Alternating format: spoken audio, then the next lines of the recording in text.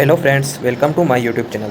तो आज अपन देखेंगे लाइब्रेरियन सेकंड ग्रेड से संबंधित इंपॉर्टेंट 50 क्वेश्चन जो कि यूनिट फर्स्ट के हैं। यूनिट फर्स्ट का क्या नाम है? पुस्तकालय एवं सूचना विज्ञान का आधार, foundation of library and information science.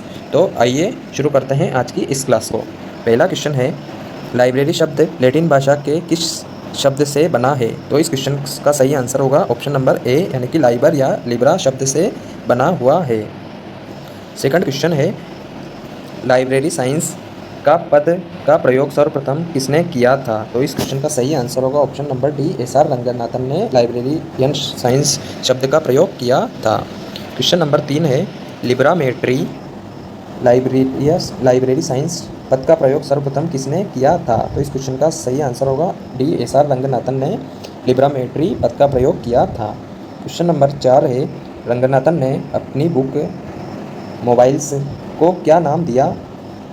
तो इस क्वेश्चन का सही आंसर होगा option number B, library on wheels नाम दिया था। क्वेश्चन नंबर 5 है, 5 लॉज ऑफ लाइब्रेरी साइंस पुस्तक किसने लिखी थी? तो इस क्वेश्चन का सही आंसर होगा option number A, S R. Ranganathan ने। क्वेश्चन नंबर 6 है, रंगनाथन ने ग्रंथालय विज्ञान के 5 सूत्रों का प्रतिपादन कब किया था? तो इस क्वेश्चन का सही आंसर होगा ऑप्शन नंबर बी, 1928 में 5 सूत्रों का प्रतिपादन किया था। क्वेश्चन नंबर 7 है, रंगनाथन ने ग्रंथालय विज्ञान के 5 सूत्रों को पुस्तक में कब रूप से प्रकाशित किया था? तो इस क्वेश्चन का सही आंसर होगा ऑप्शन नंबर ए, यानी कि 1931 में प्रकाशन किया था। क्वेश्चन नंबर 8 है, डॉक्टर एस.आर. रंगनाथन द्वारा प्रदत्त पुस्तकालय विज्ञान के निम्नलिखित सूत्रों को उनके व्यवस्थित क्रम में लिखिए। तो पहला सूत्र क्या दिया था रंगनाथन ने? पहला ऑप्शन दे रखा है, प्रत्येक पाठक को उसकी पुस्तक मिले। दूसरा, पाठक के समय की बचत हो। तीसरा सूत्र है, प्रत्येक पुस्तक को उसका पाठक मिले। और चौथा दे रखा है, पुस्तकें उपयोग के लिए। तो इस क्वेश्चन का सही आंसर होगा, सबसे पहले आएगा ऑप्शन नंबर 4, यानी कि पहला सूत्र था पुस्तकें सभी के उपयोग के लिए। फिर दूसरा आएगा, प्रत्येक पाठक को उसकी पुस्तक मिले। फिर तीसरा सूत्र आता है, प्रत्येक पुस्तक को उसका पाठक मिले। और चौथा आएगा, पाठक के समय की बचत हो। तो इस क्वेश्चन का सही आंसर ऑप्शन नंबर ए होगा, यानी कि 4, 1, 3, 2।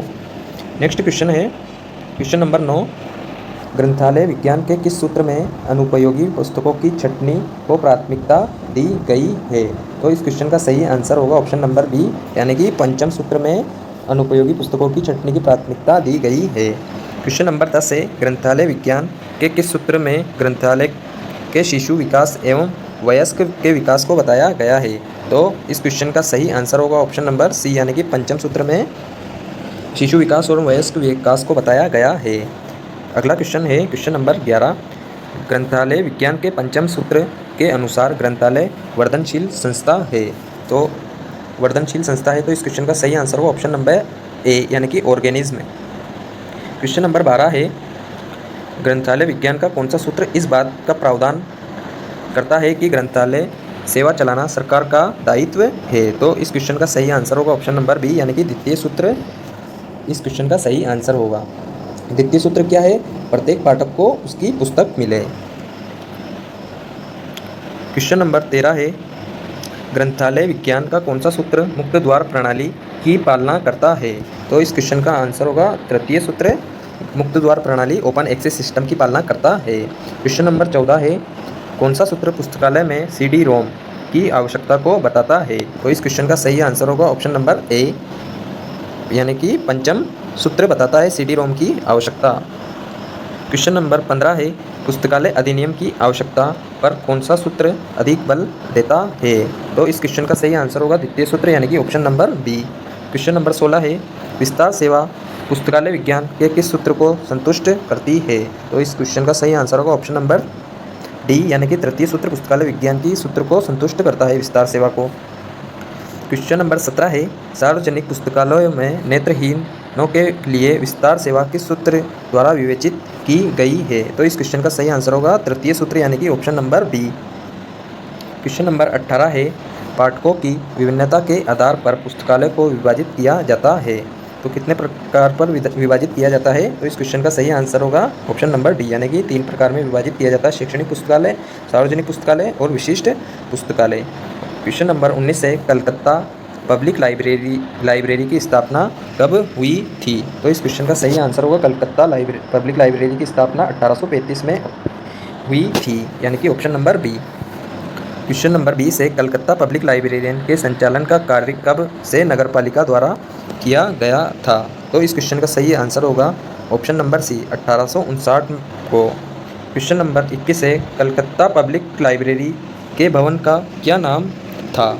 तो इस क्वेश्चन का सही आंसर होगा मेडकॉफ भवन नाम था। क्वेश्चन नंबर 22 है, कलकत्ता पब्लिक लाइब्रेरी का नाम इंपीरियल पुस्तकालय कब दिया गया?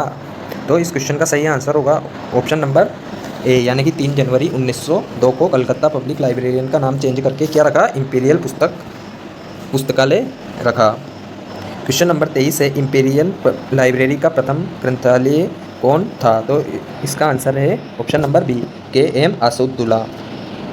क्वेश्चन नंबर 24 है, कौन सी समिति आयोग ने इंपीरियल पब्लिक लाइब्रेरी को कॉपीराइट लाइब्रेरी का दर्जा दिया था? तो इस क्वेश्चन का सही आंसर होगा रिची समिति द्वारा इंपीरियल पब्लिक लाइब्रेरी को कॉपीराइट लाइब्रेरी का दर्जा दिया था। भारत सरकार ने डिलीवरी ऑफ बुक एक्ट कब पारित किया था? तो इस क्वेश्चन का सही आंसर होगा ऑप्शन नंबर सी, 1954 में डिलीवरी ऑफ बुक्स एक्ट पारित किया था। क्वेश्चन नंबर 26 है, इंपीरियल लाइब्रेरी का नेशनल राष्ट्रीय पुस्तकालय का दर्जा कब दिया गया? तो इस क्वेश्चन का सही आंसर होगा ऑप्शन नंबर ए, 1948 को दिया था। क्वेश्चन नंबर 27 है, राष्ट्रीय पुस्तकालय के प्रथम पुस्तकालय अध्यक्ष कौन थे? तो इस क्वेश्चन का सही आंसर होगा option number C, B.S. Keshavan. Question number 28 है, वर्तमान में राष्ट्रीय ग्रंथालय कलकत्ता के डायरेक्टर जनरल कौन है? तो इस क्वेश्चन का सही आंसर होगा option number A, doctor Arun Kumar Chakravarti. Question number 29 है, राष्ट्रीय ग्रंथालय कलकत्ता वर्ष में कितने दिन खुलता है? तो इस क्वेश्चन का सही आंसर होगा ऑप्शन नंबर डी, यानी कि 362 दिन, और 4 दिन यह नहीं खुलता है। क्वेश्चन नंबर 30 है, राष्ट्रीय ग्रंथालय को आम जनता के लिए कब खोला गया था? तो इस क्वेश्चन का सही आंसर था आम जनता के लिए 1 फरवरी 1953 को खोला गया था। क्वेश्चन नंबर 31 है, नेशनल मेडिकल लाइब्रेरी भारत में किस स्थान पर स्थित है? तो इस क्वेश्चन का सही आंसर होगा नेशनल मेडिकल लाइब्रेरी दिल्ली में स्थित है। क्वेश्चन नंबर 32 है, national library for blind and physical handicapped कहाँ स्थित है? तो इस क्वेश्चन का सही आंसर होगा ऑप्शन नंबर डी, देहरादून में स्थित है। क्वेश्चन नंबर 33 है, कौन मेरा पब्लिक लाइब्रेरी किस स्थान पर स्थित है? तो इस क्वेश्चन का सही आंसर होगा कौन मेरा पब्लिक लाइब्रेरी चेन्नई में स्थित है। क्वेश्चन नंबर 34 है, खुदा बख्श ओरिएंटल पब्लिक लाइब्रेरी कहाँ पर है? तो इस क्वेश्चन का सही आंसर होगा पटना में स्थित है। क्वेश्चन नंबर 35 है, भारत की सेंट्रल रेफरेंस लाइब्रेरी कहाँ स्थित है? तो इस क्वेश्चन का सही आंसर होगा ऑप्शन नंबर बी, यानी कि कलकत्ता में स्थित है। नेक्स्ट क्वेश्चन देखते हैं। क्वेश्चन नंबर 36 है, अमेरिका के राष्ट्रीय ग्रंथालय लाइब्रेरी ऑफ कांग्रेस की स्थापना कब हुई थी? तो इस क्वेश्चन का सही आंसर होगा ऑप्शन नंबर ए, 1800 में हुई थी। क्वेश्चन नंबर 37 है, लाइब्रेरी ऑफ कांग्रेस में कॉपीराइट अधिनियम कब पारित हुआ था? तो इस क्वेश्चन का सही आंसर होगा ऑप्शन नंबर सी, यानी कि 1870 में कॉपीराइट अधिनियम लागू हुआ था। क्वेश्चन नंबर 38 है, इंग्लैंड के राष्ट्रीय ग्रंथालय का क्या नाम है? तो इस क्वेश्चन का सही आंसर होगा ऑप्शन नंबर सी, यानी कि ब्रिटिश लाइब्रेरी इंग्लैंड के राष्ट्रीय ग्रंथालय का नाम है ब्रिटिश लाइब्रेरी। क्वेश्चन नंबर 39 है, ब्रिटिश लाइब्रेरी की स्थापना कब हुई थी? तो देखते हैं अपन ब्रिटिश लाइब्रेरी की स्थापना कब हुई थी। तो इस क्वेश्चन का सही आंसर होगा ऑप्शन नंबर बी, यानी कि 1973 में ब्रिटिश लाइब्रेरी की स्थापना हुई थी। क्वेश्चन नंबर 40 है, निम्न में से शैक्षणिक पुस्तकालय है? तो इस क्वेश्चन का सही आंसर होगा ऑप्शन नंबर डी, यानी कि विद्यालय पुस्तकालय, महाविद्यालय पुस्तकालय और विश्वविद्यालय पुस्तकालय तीनों शैक्षणिक पुस्तकालय हैं। इस वजह से इस क्वेश्चन का आंसर होगा उपरोक्त सभी। क्वेश्चन नंबर 41 है, नेत्रहीनों के लिए पुस्तकालय किस प्रकार का पुस्तकालय है? तो इस क्वेश्चन का सही आंसर होगा ऑप्शन नंबर ए, यानी कि विशिष्ट पुस्तकालय है। क्वेश्चन नंबर 42 है, सार्वजनिक पुस्तकालय के प्रकार है? तो इस क्वेश्चन का सही आंसर होगा उपरोक्त सभी यानी कि डी। सार्वजनिक पुस्तकालय कौन कौन से हैं? राष्ट्रीय पुस्तकालय सार्वजनिक में आता है, स्टेट लाइब्रेरी यानी कि राज्य पुस्तकालय ये भी सार्वजनिक में आता है, और संभागीय पुस्तकालय ये भी सार्वजनिक पुस्तकालय में आता है। क्वेश्चन नंबर 43 है, दिल्ली पब्लिक लाइब्रेरी किसका पायलट प्रोजेक्ट था? तो इस क्वेश्चन का सही आंसर होगा यूनेस्को का, ऑप्शन नंबर ए पायलट प्रोजेक्ट था। क्वेश्चन नंबर 44 है, दिल्ली पब्लिक लाइब्रेरी की स्थापना कब हुई थी? तो इस क्वेश्चन का सही आंसर होगा ऑप्शन नंबर बी, यानी कि 1951 में दिल्ली पब्लिक लाइब्रेरी की स्थापना हुई थी।